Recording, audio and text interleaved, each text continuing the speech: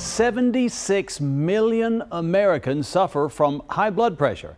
That's about a third of all U.S. adults. In tonight's Real Men Wear Gowns, Eyewitness News reporter Jeremy Baker explains the disease and what men in particular can do to keep their blood pressure down.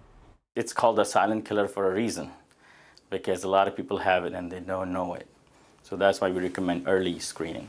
Dr. Suhaib Haq, medical director for the Hiller Center and board-certified family medicine and sleep medicine doctor with University Health System, tells us some of the risk factors. Smoking, lack of exercise, overweight, family history, poor diet.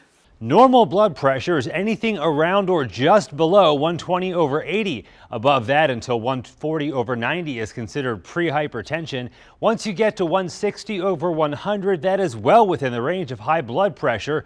Anything over 180/110 is considered a hypertensive crisis, and emergency care is needed right away.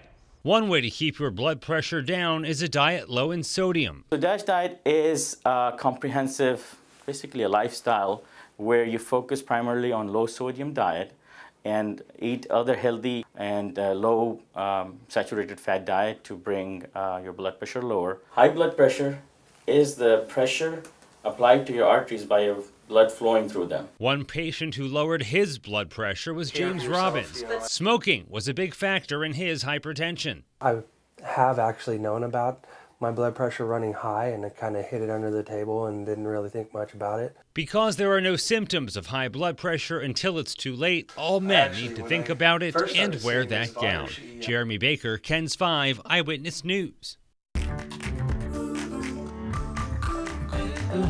Good advice. Go to the doctor, get your numbers checked. For more men's health information, call the number on your screen, 358-3045. And of course, you can find the rest of our Real Men Wear Gown stories at wearthegown.com.